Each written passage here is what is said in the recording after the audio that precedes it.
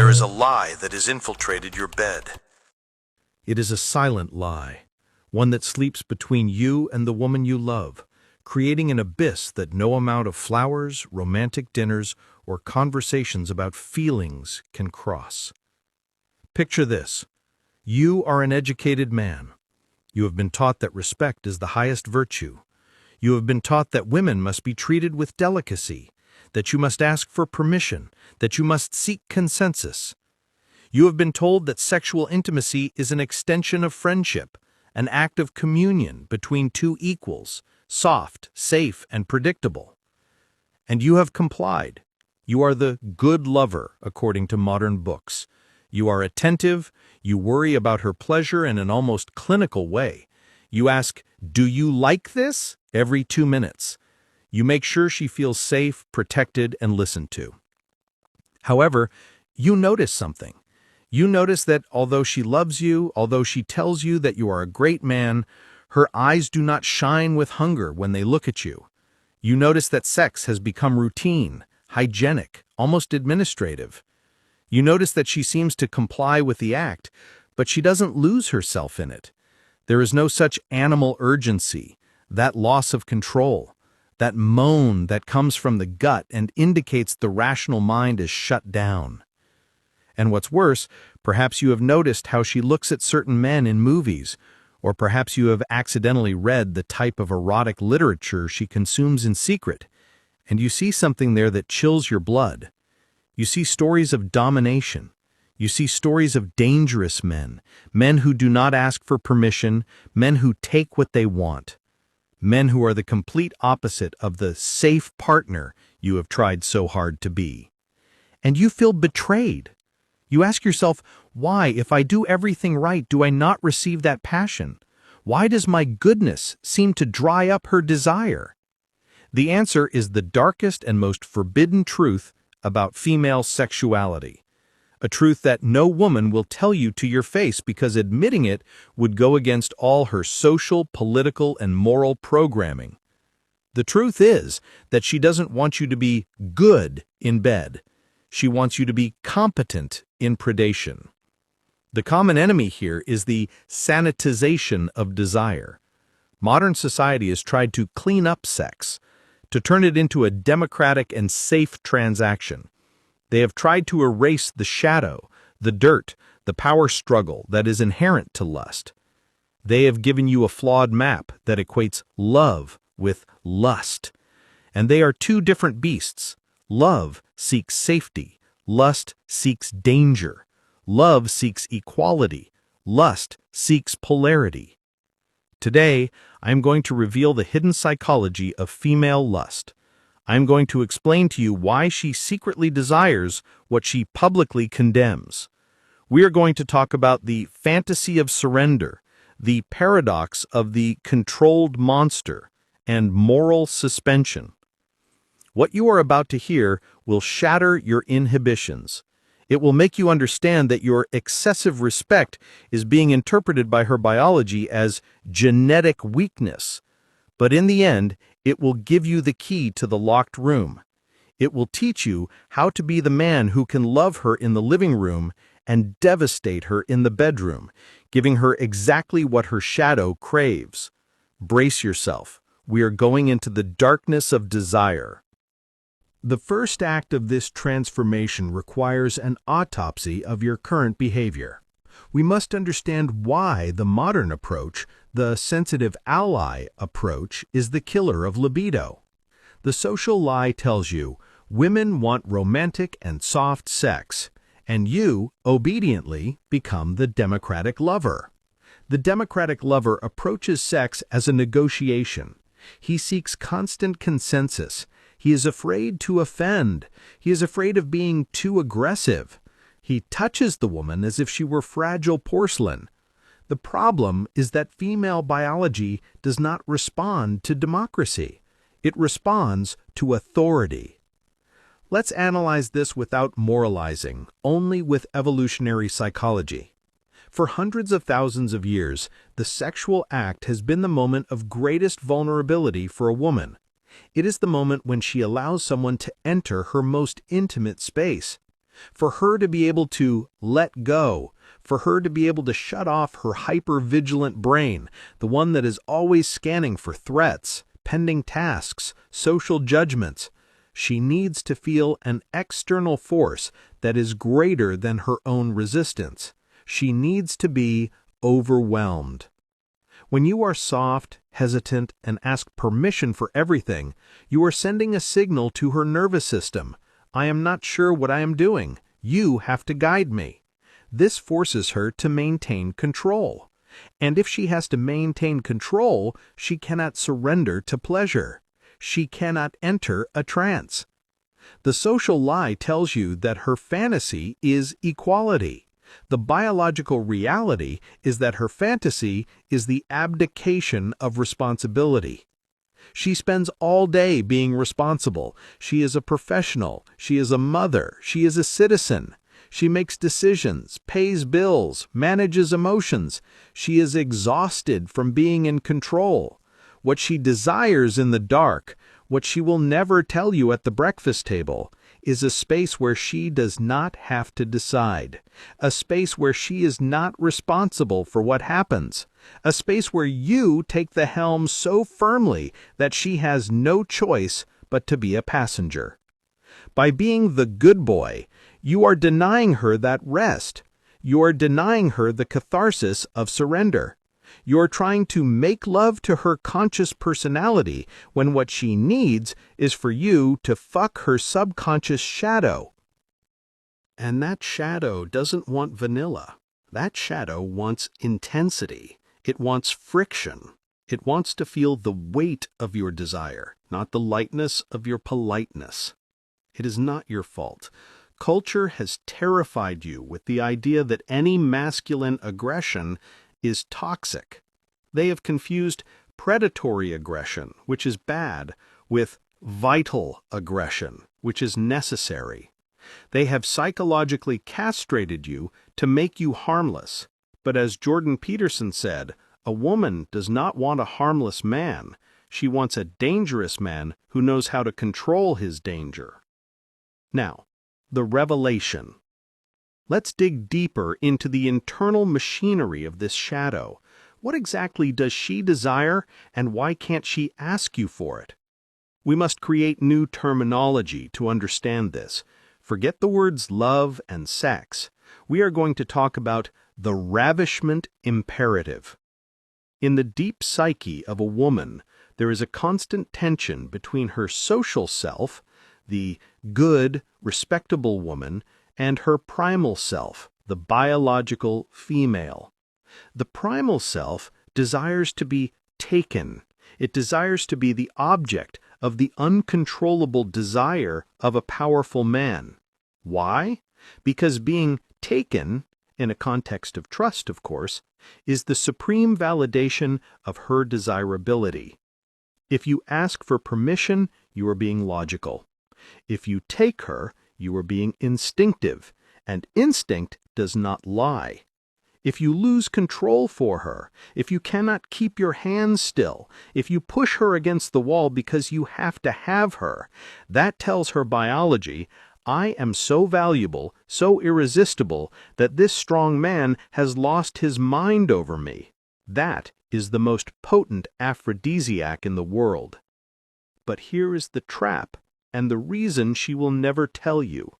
The guilt paradox. Women are taught to be ashamed of their lust. They are taught that good girls don't want to be spanked, tied up, or dominated. They are taught that it is degrading.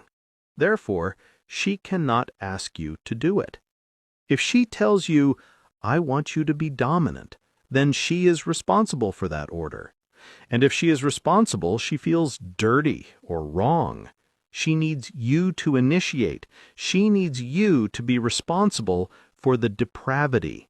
She needs to be able to tell herself and her internal judge, it wasn't my fault. He was so turned on that he just took me. I just let myself go.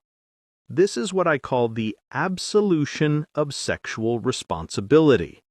Your job as a man, as a strategist of desire, is not to ask her what she wants, It is to create a framework where she feels free to enjoy what she wants without having to ask for it.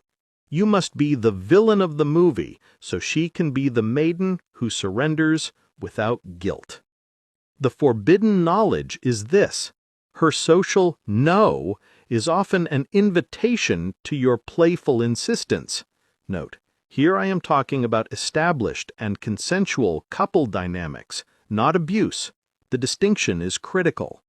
She wants you to break down her defenses, not with violence, but with intensity of purpose. She wants to feel that your desire is stronger than her social resistance. The key concept here is lust as creative violence. Don't be scared by the word violence. I refer to the violence of a storm or of a river breaking a dam. It is pure kinetic energy. The sex she craves is not static. It is a collision. It is a conquest. She wants to feel your physical strength. She wants to feel that you could crush her, but you choose not to. That containment, that power held back at the last second, is what generates hyperarousal. If you are weak, you cannot hurt her. Therefore, your gentleness has no value. If you are strong and dangerous, your gentleness is a gift. Now let's go to the system, to the chronicle of how to apply this. How do you go from being the boring good husband to the dark and desired man without seeming crazy or abusive? The system is based on 3 pillars of transformation: polarity, atmosphere, and execution. Pillar 1. Repolarization outside the bedroom. Seduction does not start when the lights go out. It starts in the kitchen. It starts with the morning text message. For her to want to be taken by you, she must first respect you as an authority. You must stop being her best friend. Stop telling her your insecurities. Stop gossiping. Stop seeking her approval for every decision. Reclaim your masculine sovereignty. Make decisions. Tonight, we are going to dinner at this place. Wear the red dress. It is not a question, it is a direction. By doing this, you are establishing the leader-follower dynamic. At first, she may resist. She will test you, but secretly, her body will start to relax. Oh, thank God, someone is in charge. When she feels your authority in daily life, her subconscious starts preparing the ground to submit to your authority in bed. You cannot be a doormat in the living room and a tamer in the bedroom. Incongruence kills desire. Pillar 2. The atmosphere of latent threat. You must introduce an element of danger into your interaction. I don't mean real physical danger, but unresolved sexual tension. Look at her, but not with that love-struck puppy look. Look at her as if you were calculating how long it would take to take her clothes off. Look at her like a predator looks at prey. Maintain eye contact a second longer than is socially comfortable. Let there be silences. Use the touch of ownership. When you pass by her, don't give her a soft peck. Grab her waist firmly, pull her toward you, smell her neck, and then let her go and walk away. No words, no asking for sex, just a demonstration that you can take her whenever you want, but in that moment you choose not to. This ignites her imagination. It puts her in a state of alert. What is he thinking? What is he going to do to me? Anticipation is 90% of female lust. Pillar 3. The execution of ravishment in the bedroom. This is where theory becomes flesh. When the moment comes, you must turn off the democratic lever. Do not ask, "Can I take off your clothes?" Take them off. Do not ask, "Do you like it like this?" Watch her body. If she arches, if she moans, if she scratches you, she likes it. Trust your instincts, not her words. Introduce benevolent domination. Immobilize her. Grab her wrists. Cover her mouth gently while you penetrate her. These actions have a profound psychological effect. They silence her mind. By restricting her movement or her voice, you force her to focus purely on physical sensation. You take away the responsibility of acting. Talk to her, but don't say, "I love you" in the middle of the act. Save that for the end. Tell her what you are doing to her. Tell her who she belongs to. Use language that is possessive, raw, and dirty. "You are mine. Look how I have you." This reinforces the narrative that she is the object of your uncontrollable desire. And most importantly, do not apologize. Never ever apologize for your desire. If you finish and say, "Sorry if I was a little rough," you have just destroyed all the magic. You have just brought back the good boy who is ashamed of his masculinity. Instead, hug her tight, kiss her on the forehead, and say, "You were incredible." Validate her surrender. Make her feel that her dirtiness was beautiful. The system is a cycle. 1. You establish authority outside. 2. You create tension with the gaze and possessive touch. 3. You execute the act with domination and without asking permission. 4. You provide safety and affection aftercare, to close the cycle and reconnect. Here we arrive at the power pivot, the vindication of your nature. I know what you're thinking. This sounds bad. This sounds like disrespect. That is the voice of your conditioning.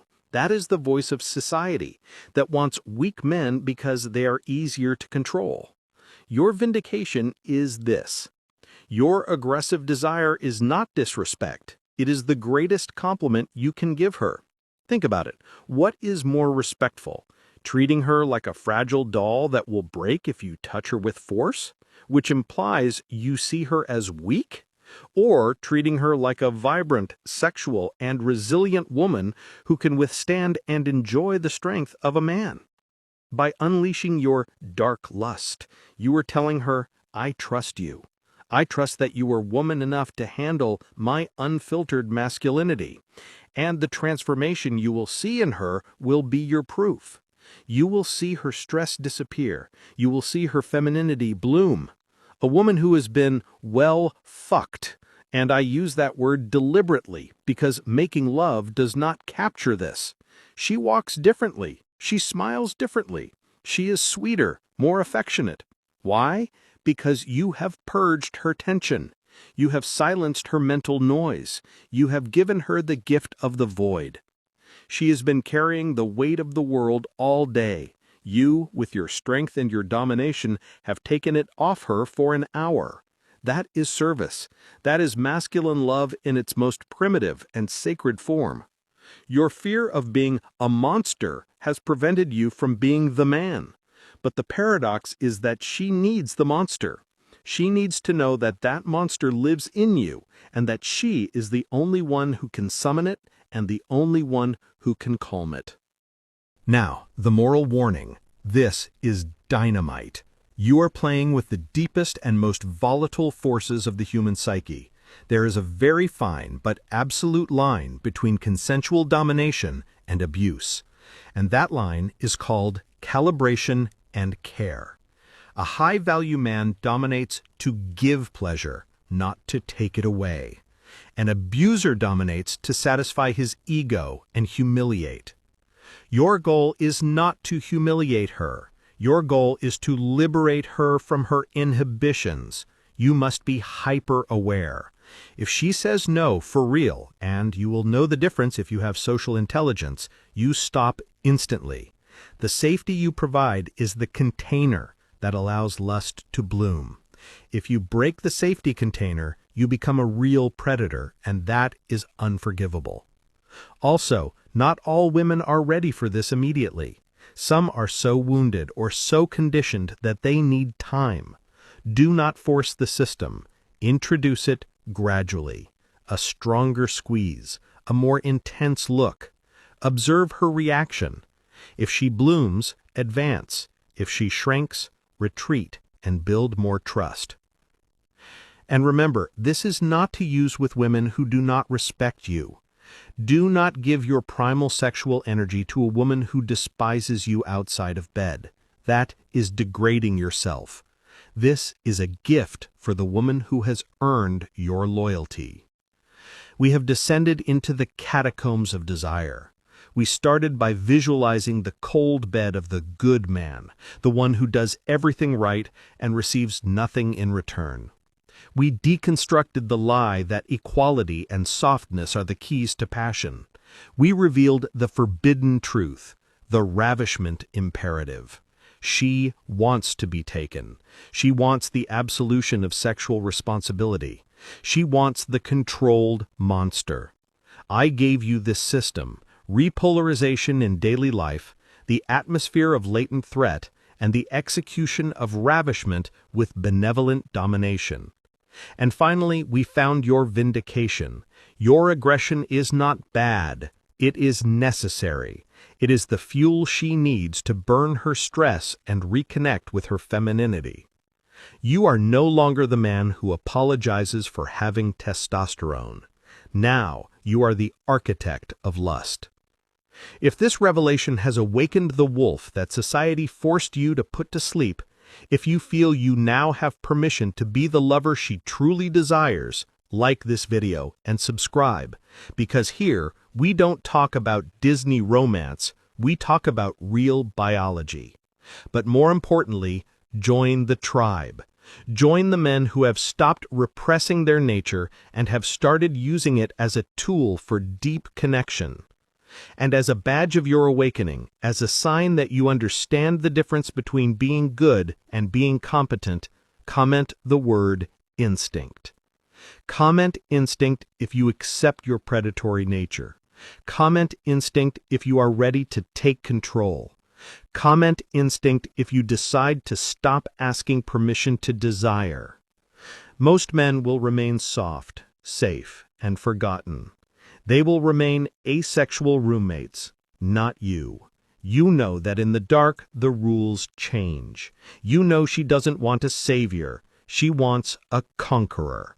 And tonight, when you turn out the light, you won't ask her what she wants. You will give it to her. Visualize a scene you've seen 1,000 times, but never analyzed through the correct lens. You are in a public place, a bar, a social gathering, a corporate event. A man walks in. He isn't the youngest. He doesn't have the square jaw of a magazine model. He isn't wearing the most expensive suit, nor the flashiest watch. At first glance, he is an average man. But the moment he crosses the threshold, the atmosphere changes. Heads turn subtly.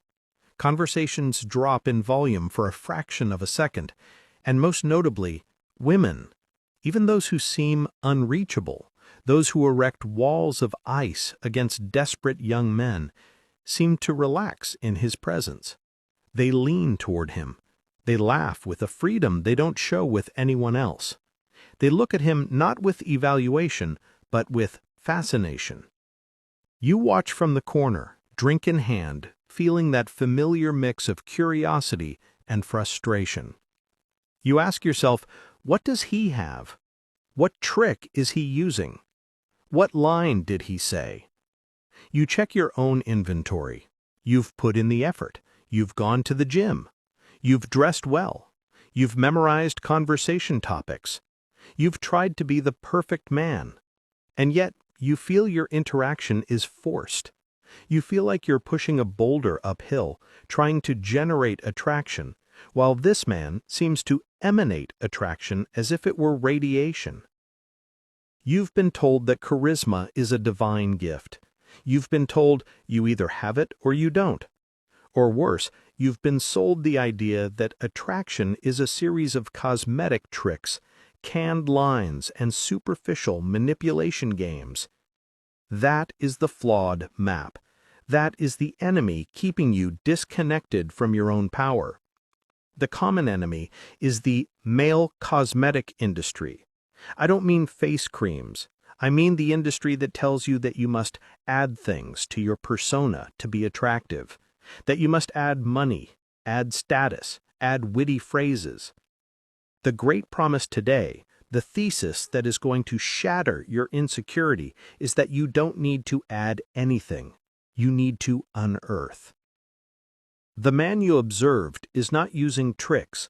He is operating from his natural psychological charms. He is using biological machinery that has been perfecting itself for millions of years, but which modern society has conditioned you to shut off. Today, I am going to reveal the psychology of natural resonance. We are not going to talk about what to say. We are going to talk about what you are when you stop pretending. We are going to dissect the 4 pillars of primitive masculine charm: somatic gravity, sovereign irony, tacit protection, and immutable presence. What you are about to hear will vindicate you. You will realize that your age, your experience, and your scars are not liabilities. They are the most valuable assets in the marketplace of desire, if you know how to activate them. Brace yourself. We are going to reboot your biological operating system. The first act of this transformation is the deconstruction of the counterfeiting of charm. We live in an era of performative men, men who act. Since childhood, we have been taught that to be liked, we must do something. We must be the class clown to make them laugh. We must be the provider so they feel safe. We must be the chameleon adapting to what they want. This creates a disastrous phenomenon I call the vibration of effort. When you try to be charming, when you try to be liked, you emit a frequency of neediness, and neediness is the absolute antidote to attraction. Natural charm, true charm, operates under the law of minimum perceived effort. Think of the great classic male icons, not the current ones, but the old ones. Think of a Sean Connery, a Paul Newman. Did you see them struggling? Did you see them sweating for a woman's approval? Never. Their charm lay in the fact that they seemed completely comfortable being themselves. They did not apologize for their existence. The social lie has told you that you must be nice guy. But nice is a survival strategy of the weak. The nice man smiles because he is afraid of being hit or rejected. The man with natural charm is not nice, he is benevolent. There is an abysmal difference. The nice one seeks not to offend. The benevolent one has the power to destroy, but chooses to be kind because he operates from abundance. Women have an evolutionary radar, tuned over millennia, to detect this difference. They know in a matter of seconds if your smile is a plea or a gift. If it is a plea, please accept me, her libido shuts down. Her maternal or pity instinct activates, but not her sexual instinct. If it is a gift, I am good with myself and I share my well-being with you, her curiosity ignites. The flawed map has made you believe that your natural instincts are toxic or brutish. They have told you to repress your deep voice, not to occupy space, not to look with desire. They have domesticated you. And a domesticated animal can be a good pet, but it will never be a figure of fascination. The deconstruction ends here. Your lack of success is not because you don't have charm. It is because you have buried your charm under layers of excessive civility and fear of rejection. You have blocked the signal. Now the revelation. Let's enter the engine room. What are these natural charms? How do they work? Why do they attract? They are not mystical. They are evolutionary signals of high genetic and social viability. Let's christen the first natural charm, somatic gravity. Most modern men are floating heads. They live in their brains, disconnected from their bodies. They move nervously, spasmodically. Their voices come from the throat, high-pitched and fast, because they are in a hurry to explain themselves. The man with natural charm inhabits his body. He has weight. I don't mean physical weight, but existential weight. When he sits, he really sits. He isn't ready to jump up and serve. He occupies his space without asking for permission. His movements are economical. He doesn't touch his face, He doesn't adjust his clothes every 5 seconds. And his voice. His voice is the instrument of his power. Vocal resonance is one of the most underestimated charms. A deep, slow, and deliberate voice is not only pleasing to the ear, but it subconsciously communicates, "This man is not afraid. This man is not in a hurry. This man has control of time." Women are auditory creatures much more than men. A voice that vibrates in the chest, that doesn't seek the high pitch of compliance at the end of sentences, what they call uptalk, activates primitive receptors of safety and authority. The second natural charm is sovereign irony. This is where many fail. They think charm is being funny. They turn into the court jester, dancing to entertain the queen. Natural charm is not being a clown. It is having a playful distance.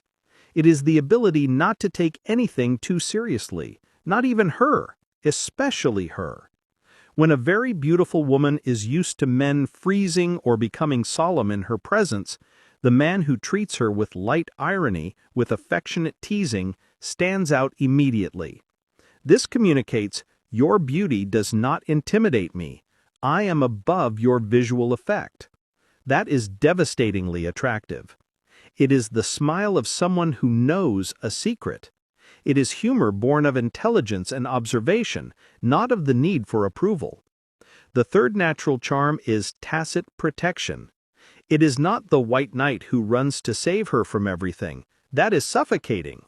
It is the ability to create a security perimeter with your mere presence. It is the way you stand between her and the crowd. It is the way you calmly observe the environment.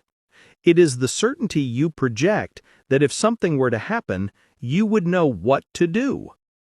Women live with a much higher security alert level than men. The world is a more dangerous place for them. The man who, without boasting, emits the signal of, "I am the wall," allows her to relax her nervous system. And when a woman relaxes her nervous system next to you, she confuses that relaxation with love.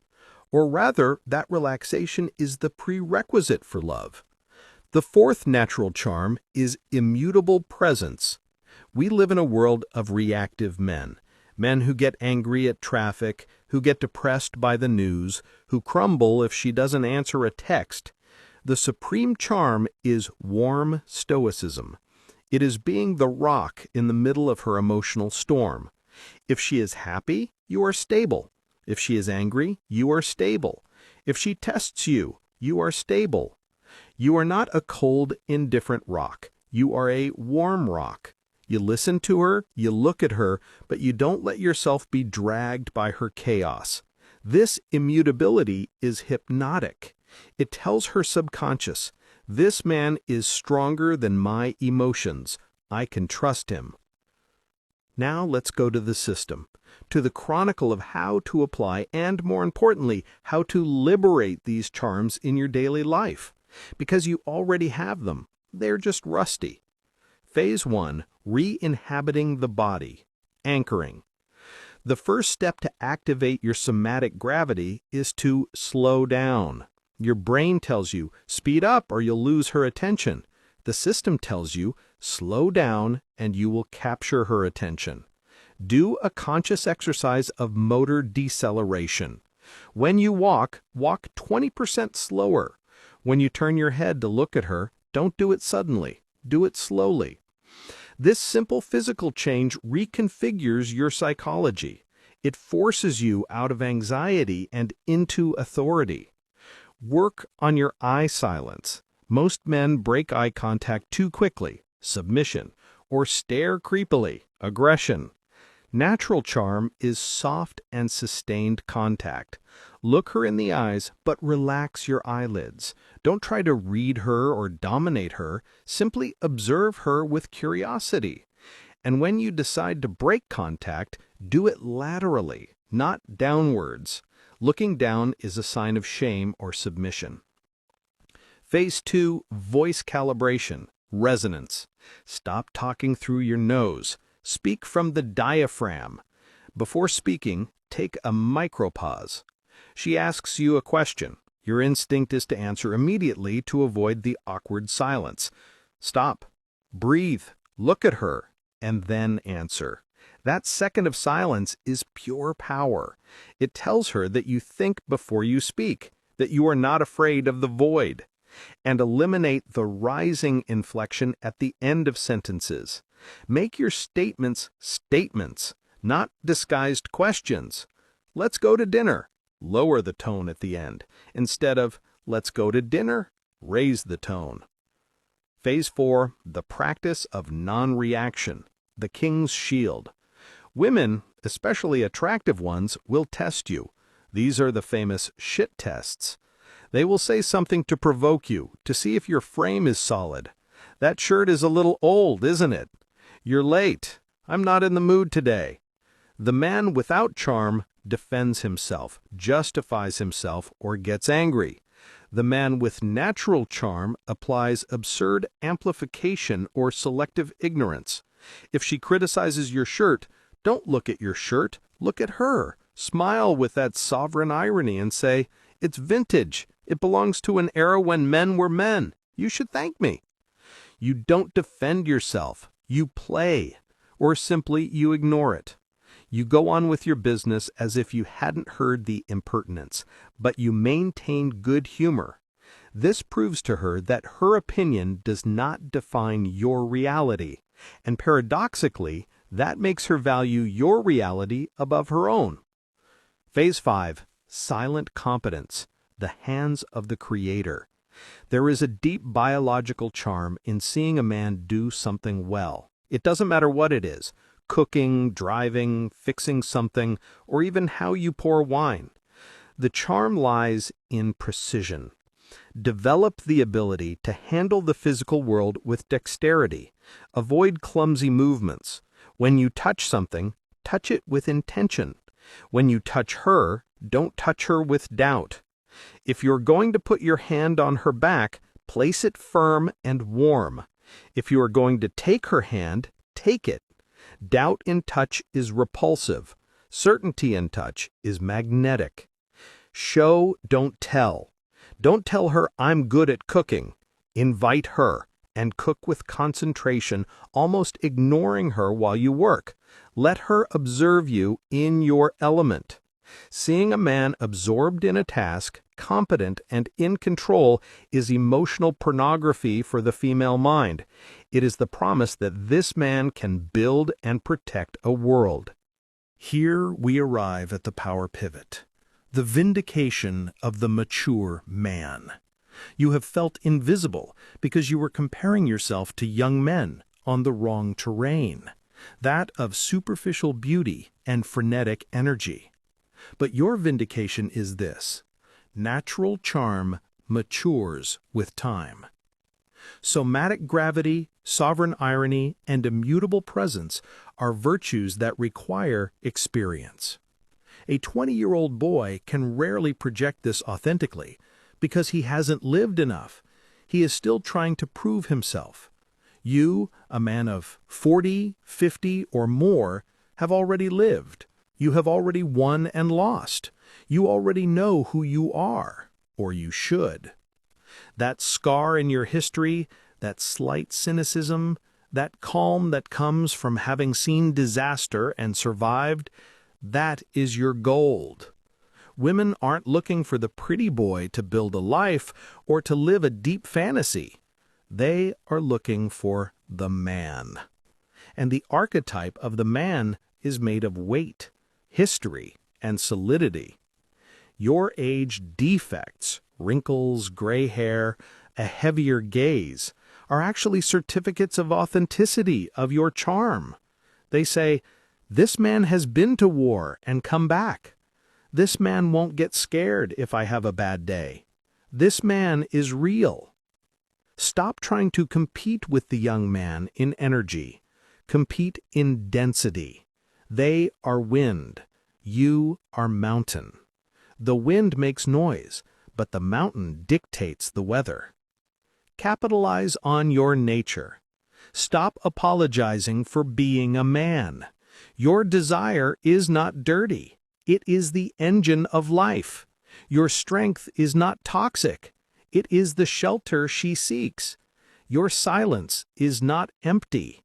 It is the canvas where she can paint her fantasies. Now, the moral warning. Natural charm is a massive power of influence. When you master somatic gravity and the resonant voice, people, not just women, will tend to trust you instinctively. There is a risk of using this for deception. The charming con man is a real archetype. He uses biological trust to prey on others. Don't be that man. Your charm must be aligned with your integrity. If you project protection, you must be willing to protect. If you project solidity, you cannot crumble at the first sign of real trouble. Charm without substance is a scam, and sooner or later, the scam is discovered. The true power of this knowledge is aligning your inner being with your outer appearance. It is not about pretending to be calm. It is about cultivating real calm and then allowing your body to express it without filters. It is about congruence.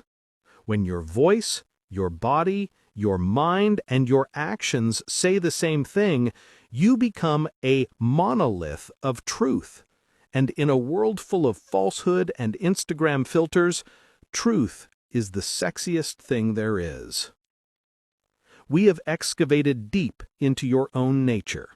We started by visualizing the man who attracts effortlessly, breaking the myth that it is about looks or money. We deconstructed the vibration of effort and the need to be nice. We revealed the 4 pillars of natural charm: somatic gravity, your weight in the world; sovereign irony, your playful distance; tacit protection, your security perimeter; immutable presence, your warm stoicism. I gave you the system to reactivate them: motor deceleration, vocal micropauses, non-reaction to tests, and silent competence. And finally, we found your vindication. Your age is your asset.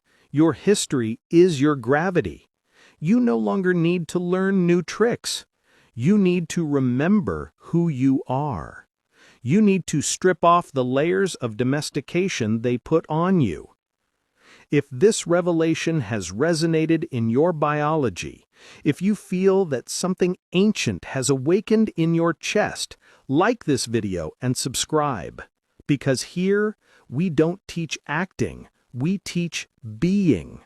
But more importantly, join the tribe. Join the men who have stopped being copies and have recovered their originality. And as a badge of your reconnection, as a sign that you are going to stop pretending and start emanating, comment the word magnetism. Comment magnetism if you accept your own weight. Comment magnetism if your voice is going to be heard. Comment magnetism if you understand that you are the main event, not the spectator. Most men will keep buying the flawed map, adding ornaments to a structure that is falling down. Not you. You have gone to the foundations, and from that solid base, you will build a tower that no one can ignore. Imagine this. You are in a room full of men. Men successful in their businesses. Men who can lift heavy weights in the gym. Men who know how to close a financial deal. But the moment a high-value woman enters the room, you watch them transform. You see their postures subtly collapse. You hear their voices change pitch, seeking to please. You see that pleading look, that service smile that says, "Please validate me. Please accept me." You have seen intelligent men turn into buffoons.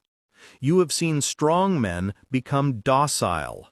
And you, in the solitude of your memory, remember moments when you did exactly the same. Moments when you chased, gave gifts, insisted, and tried to buy desire with logic, kindness, or status. And you remember the result: the cold rejection, the "I see you as a friend" line, or worse, total indifference. However, you know the other side of the coin. You have seen that other kind of man. He isn't necessarily the most handsome nor the richest, but there is something about him, a terrifying calm, a sovereign indifference. He does not chase, he attracts. He does not ask, he takes or rejects. And women, the same ones who ignored you, seem to gravitate toward him like moths to a flame, even knowing they're going to get burned. You have been told this is luck. You have been told it is chemistry. That is the flawed map. That is the lie romantic society has sold you to keep you as a consumer of affection instead of a producer of desire. The common enemy is the romance industrial complex. From radio songs to Hollywood movies, they have programmed you with a false idea that seduction is an act of convincing, that if you do enough, if you demonstrate enough, she will yield. Today, we are going to burn that map. Today, we are not going to talk about cheap pickup artist tricks. We are not going to talk about icebreakers. That is for children. Today, we are going to climb the mountain of giants. We are going to consult the darkest and most brilliant strategists in human history. We are going to view seduction through the eyes of Kierkegaard, Schopenhauer, Nietzsche, Machiavelli, and Baudrillard. I am going to reveal the metaphysics of desire. I will show you that seduction is not an act of love, but an act of psychological warfare and spiritual domination. What you are about to hear will shatter your concept of courtship. You will realize you have been playing checkers when the game was always 3D chess. But in the end, I will give you the system to stop being a beggar for attention and become the architect of obsession. Brace yourself. We are entering the minds of the philosophers of power. The first act of this transformation is the deconstruction of your current behavior. We must understand why the nice guy and the provider man fail miserably at generating genuine desire. The social lie tells you, be yourself, be kind, be transparent. But let's analyze this under the cold light of philosophy. Hegel, in his master-slave dialectic, gives us the first key. Human consciousness seeks recognition.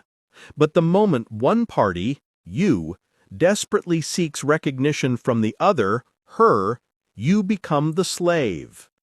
When you chase, when you send that double text, when you buy gifts for no reason, you are communicating one thing. Your validation is more valuable than my dignity. And biologically, psychologically, and philosophically, it is impossible to desire a slave. You can have affection for a slave, you can pity a slave, you can use a slave, but you cannot desire a slave. Desire requires distance. It requires a gap. It requires the object of desire to be slightly out of reach, placed on a pedestal or in a fortress. By being transparent and accessible, you have eliminated the mystery. And as Kierkegaard, the father of existentialism and a relentless intellectual seducer, taught us, boredom is the root of all evil. If you are predictable, you are boring. If you are safe, you are boring. If you are always there, you are boring. You have been following a map that tells you safety creates love. And it's true. It creates attachment love, the kind of love one has for a brother or a pet. But you don't want that. You want eros. You want passion. You want obsession. And eros is the child of lack, not abundance. Plato said it in the Symposium. We desire what we do not have. If you give yourself away completely, If you turn yourself into an abundant commodity in her market, your value drops to zero. You have saturated the supply. So the first lesson of deconstruction is painful. Your kindness, your availability, and your transparency are not virtues in the game of seduction. They are vices. They are the reasons for your loneliness. It wasn't your fault.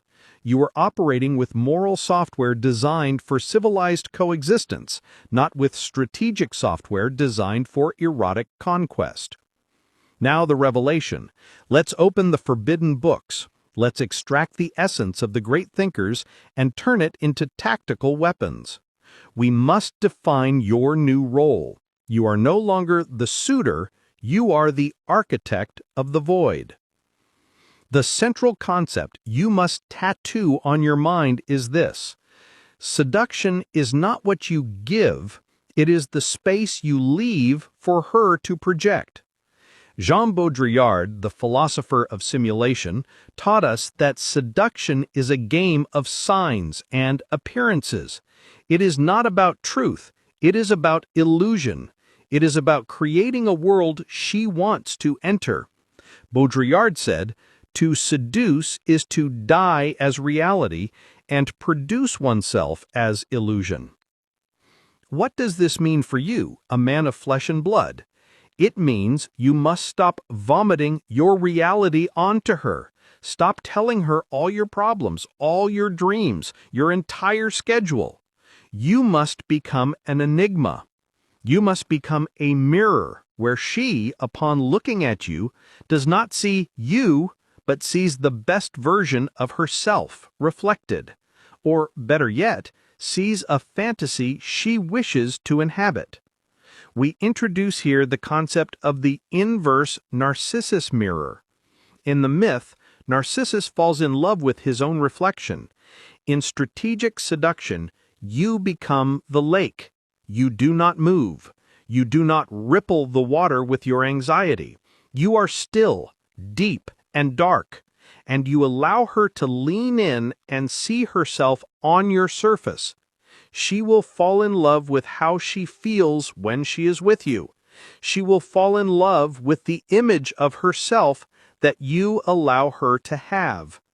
But to be that lake, you must have depth. And this is where Friedrich Nietzsche comes in. Nietzsche speaks to us of the will to power and the Übermensch, the Superman.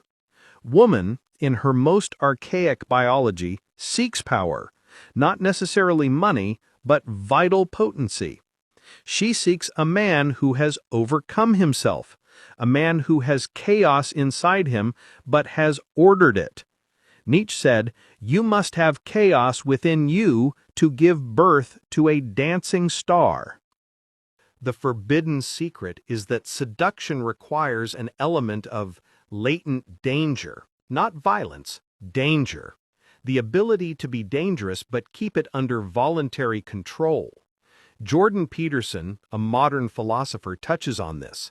You should be a monster and then you should learn to control it. If you are harmless, you are not virtuous, you are weak. And weakness is the antidote to the vagina. The revelation is that you must cultivate ontological sovereignty. You exist by you and for you. Your mission is more important than her. Your purpose is bigger than your relationship. Paradoxically, the moment she feels she is not the center of your universe is the moment she will fight with all her might to become the center of your universe. That is the machinery. Strategic indifference creates obsession. Now, let's go to the system, to the chronicle of practical application. How would Kierkegaard seduce a modern woman? How would Sun Tzu apply the art of war on Tinder or a date? We are going to break it down into tactical phases, using the wisdom of the masters. Phase 1, the Soren Kierkegaard phase, stimulating the imagination. Kierkegaard wrote The Seducer's Diary, a masterpiece of psychological manipulation, albeit literary. His protagonist, Johannes, does not touch the woman, Cordelia, at first. He touches her mind. His strategy is indirect action. Never attack head-on. A frontal attack generates resistance. If you tell her, "I like you, I want to go out with you," she raises her defenses. She evaluates you. Instead, approach from the flank. Be ambiguous. Be interesting. Kierkegaard teaches us to poetize existence. Your job in the first phase is not to demonstrate your resume value. It is to pull the woman out of her prosaic boredom. Modern life is boring. Routines, work, traffic. You must be a rupture in reality. Don't talk about the weather. Don't talk about your office job. Talk about ideas. Use metaphors. Make sharp observations about her behavior that no one else has made. You're laughing, but your eyes are scanning for the exit. A comment like that stops her in her tracks. You have broken the script. You have entered her mind. Kierkegaard teaches us to withdraw just when interest is high. You start a fascinating conversation, and then you leave. I have to go. You leave the ending open. This activates the Zeigarnik effect. The human brain obsesses over incomplete tasks. By leaving at the best moment, you become an incomplete task in her mind. She will go home thinking about you, not for who you are, but for what you didn't finish saying. Phase 2. The Sun Tzu phase. Terrain and deception. Sun Tzu said, "All warfare is based on deception," and "He will win who knows when to fight and when not to fight." In seduction, this translates to information management. Most men are open books. They vomit all their information on the first date. The strategist applies the fog of war. Be vague about your past. Be mysterious about your future. If she asks, "What do you do?" don't give her your LinkedIn title. Give her the philosophical essence of your action. Or give her an absurd and funny answer. "I'm an influence peddler in the nostalgia market," if you sell antiques. The goal is for her to have to work to decipher you. Sun Tzu also teaches us to appear weak when you are strong and strong when you are weak. But in seduction, the key is appear disinterested when you are interested. This is not playing hard to get, it is playing selective. She is used to men who desire her only for her physique. That is cheap. You must project that you are evaluating her, that you have high standards. Give her a qualifying negation. "You're very pretty. Too bad you seem a little troublesome." Or, "I like you, but I don't know if you could keep up with my lifestyle." You are flipping the frame. Now she is not the prize, she is the candidate, and you are the judge. Sun Tzu would say, "Make the enemy come to you." By becoming the judge, she comes to you seeking approval. Phase 3. The Arthur Schopenhauer phase. Will and biology. Schopenhauer was a pessimist, but he understood biology better than anyone. In his Metaphysics of Sexual Love, he explains that what we call love is simply the will of the species trying to perpetuate itself. Woman, on an instinctive level, seeks capacity for survival. This is where nonverbal language and physical presence come in. You must embody solidity. The modern man is neurotic. He moves too much. He talks fast. He smiles too much to appease. The Schopenhauerian man understands that he is the anchor. Your movements must be slow. Your voice must be deep and descending at the end of sentences. You must occupy space. Schopenhauer teaches us that attraction is not rational. You cannot logically convince her to sleep with you. You must activate her instincts. And the strongest instinct is the desire for protection and direction. Make decisions. We are going to go to this place. Don't ask, "Where do you want to go?" Sit here. Try this on. These micro orders, spoken with calm and authority, signal to her reptilian brain, "This man has control. This man can lead. I am safe." When the will of the species feels safe in your competence, it opens the doors of sexual desire. Phase 4. The René Girard phase. Mimetic desire. Girard proposed a revolutionary theory. We do not desire objects for their intrinsic qualities, we desire what others desire. Mimetic desire is the final tool. If you are a man no one else wants, she will wonder why. If you are a man other women look at, she will assume you have value. This is called pre-selection. You don't need to be a womanizer.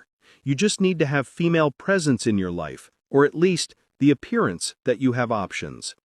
Mention other women, friends, colleagues, casually, without sexualizing them. My friend Claudia told me the other day that this sends a subtle signal. Other women enjoy his company. He is pre-approved. If you are in a public place, be nice to the waitress. Be charming with the old lady. Let her see that your charisma is universal, not specific to her. If she feels she has competition, even if imaginary, her desire to win the prize, you, will skyrocket. Human desire is triangular. You, her, and the other, the competition. Without the triangle, the tension collapses. Here we arrive at the power pivot, the strategist's vindication. Maybe you are thinking, this sounds cold, this sounds calculating. Where is the love? And here is the great irony, the poetic justice that philosophers understand and poets ignore. By applying these strategies, by becoming a sovereign, mysterious, controlled, and selective man, you become a better man.